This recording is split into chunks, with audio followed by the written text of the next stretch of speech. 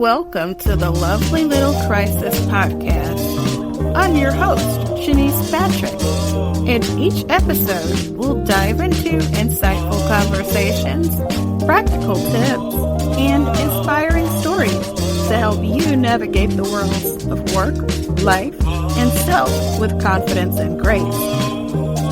This podcast is your go-to resource for mastering personal development, well-being, and living life as the best version of yourself. So sit back, relax, and let's embark on this journey of growth and transformation together.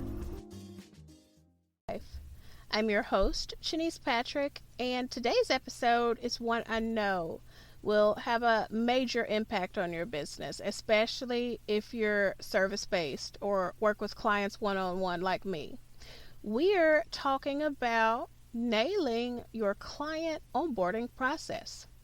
So whether you're a seasoned entrepreneur or just starting out, getting the client onboarding process right is key to building trust, saving time, and setting the tone for a successful working relationship. And trust me, a smooth and professional onboarding process can make all the difference between a client who sticks with you and one who loses confidence from day one. So let's dive right in.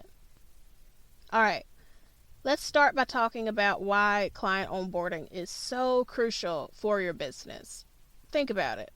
This is your client's first real experience working with you beyond the sales pitch or the discovery call. It's your chance to show them that you're organized, reliable, and that their investment in you is going to pay off. A strong onboarding process builds trust. It communicates that you're ready to guide them through this journey and that they can really feel confident you've got everything under control. In other words, onboarding isn't just paperwork and logistics. It is about building the foundation for a long-lasting and successful relationship. Here's the thing. When the onboarding experience is seamless, your client is more likely to feel like they've made the right decision and they're already starting to see the value in working with you. But if the process is messy or unclear or inconsistent, it can cause doubts and uncertainty in your potential client. And we don't want that, do we? Instead, we want our client to be excited, assured, and ready to roll. So let's talk about what makes for a smooth and successful onboarding process. Everybody likes free things. My Business Operations Starter Kit comes with a comprehensive 16-page fillable guidebook ready for you to immediately get down to business by reading and working through all of its contents. You'll visit topics from your business development itself to useful document templates, and even to the management of all of your recurring meetings and entrepreneurial tasks. No stone will be left unturned as you're guided through the total management of your business as its owner or manager. Alongside this management guidebook comes a ClickUp template coordinate that seamlessly complements the starter kit's included directions. You'll be able to immediately take the reins of this powerful project management tool with my simple plug-and-play folder template ready for you to install. A refined approach to the total management of your business is only a few clicks away, and it's all yours to experience for free. When you join my free email community, you'll be sent instant access to the Business Operations Starter Kit straight to your inbox. Get started at shanice.com/free. That's CHENIECE.com/free. So now that we know why onboarding is essential, let's break down a step-by-step process that will help you nail it every single time. If you're feeling overwhelmed, don't worry. I'll walk you through it and give you some actionable tips that you can implement right away. And as a bonus, I'll share a few of my favorite tools and templates to help streamline the process for you. Are you ready? Let's go. Step 1, first things first.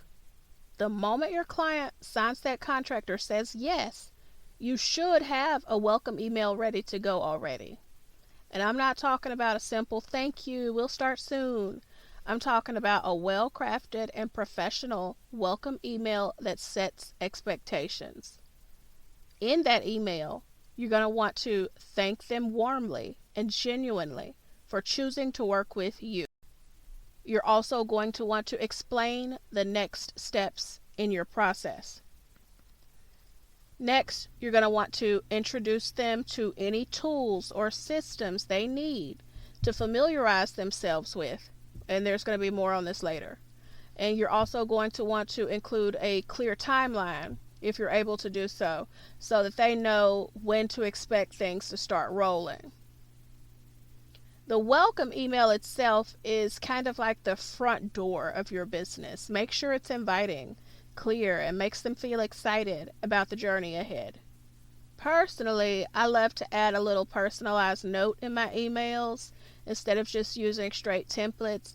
It shows the client that they're not just another name on a list. It makes all the difference, trust me. So step 2, you're going to send your welcome packet or your onboarding kit. Same thing. Now, this is where you start getting into the nitty gritty.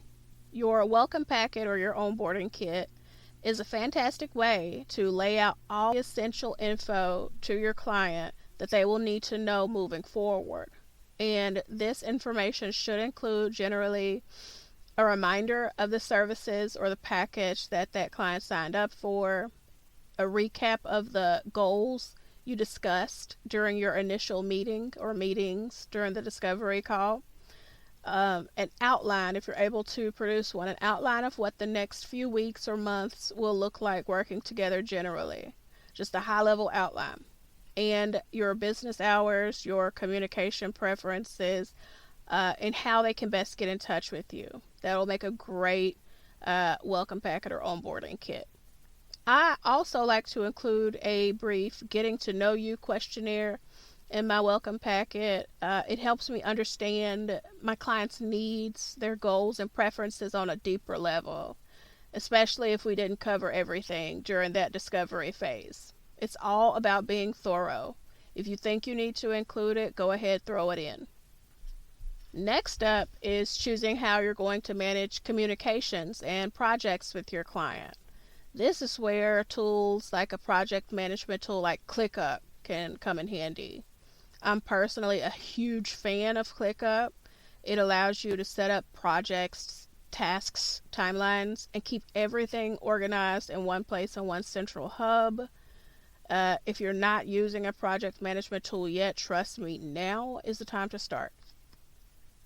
Also, make sure you invite your client to any relevant platforms or tools that you're going to be using together.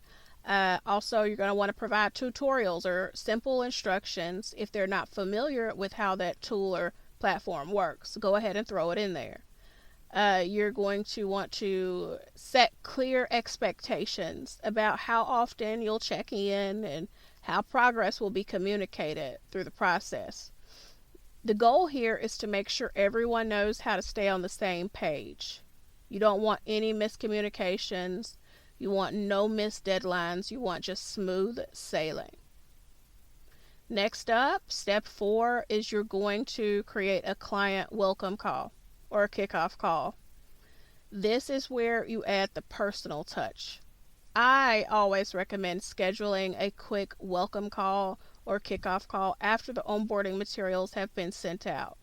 This call allows you to go over the welcome packet together, answer any questions that client might have, and set expectations for your working relationship from the get-go. It's also a great way to connect on a personal level and build rapport. And during this call, this kickoff call, you're going to want to make sure you review the onboarding materials with your client thoroughly so that they understand everything without feeling the need to ask you questions going forward. Clarify any outstanding questions they may have right now at this point. And you're going to want to set some solid, achievable goals for your time together as well. Things that the client can count on and be sure of. By the end of this call, your client should feel supported, heard, and ready to dive in at this point.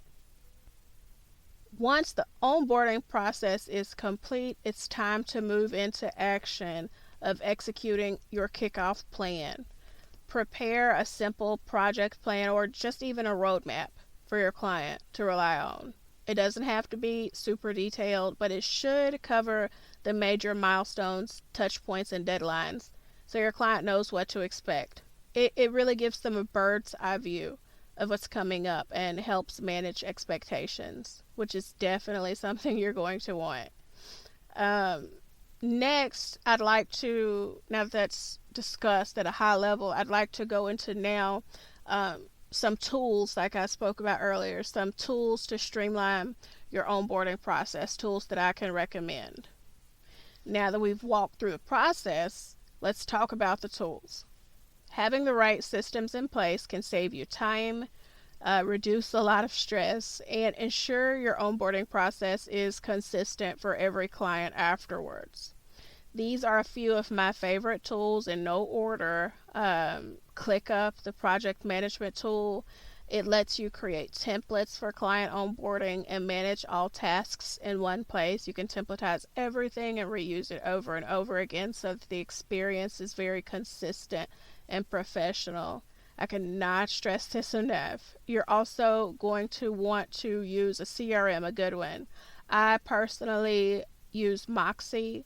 I recommend Moxie as a CRM, a client or customer relationship management system. It handles your contracts, your invoices, your questionnaires and forms.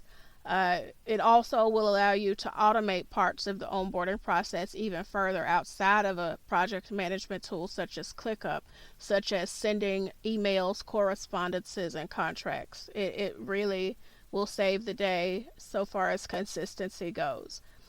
You'll also want to make use of a cloud storage option. Google Drive is a great one. And this is just for easy sharing documents, folders, and client resources. You're going to want to have them make their own folder if you're using Google Workspace so that they can retain ownership after your working relationship comes to a close. It keeps everything organized without doing everything manually. All of these tools when used together properly. So there you have it. That's kind of a quick step-by-step guide to nailing your client onboarding process. Remember, a strong and thoughtful onboarding process is the first step in building a successful relationship with your clients. It sets the tone, builds trust, and keeps things running smoothly from the get-go. And if you follow these steps and implement some of the tools that I discussed with you, you'll see how much easier it makes everything.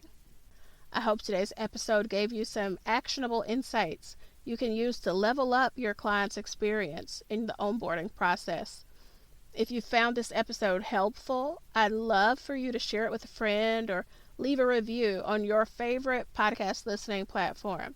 I'd also love to hear about your own current client onboarding process, whether you find it efficient, successful, or otherwise. So feel free to reach out and share your stories and experiences with me. And until next time, remember to take care of yourself and keep thriving in both your business and your life. See you soon. That's a wrap for today's episode of the Lovely Little Crisis podcast. Thank you for tuning in and joining me on this enriching conversation. If you enjoyed today's episode, be sure to subscribe, rate, and review the podcast on your favorite listening platform. For more resources, tips, and updates, visit our website at shanice.com/podcast.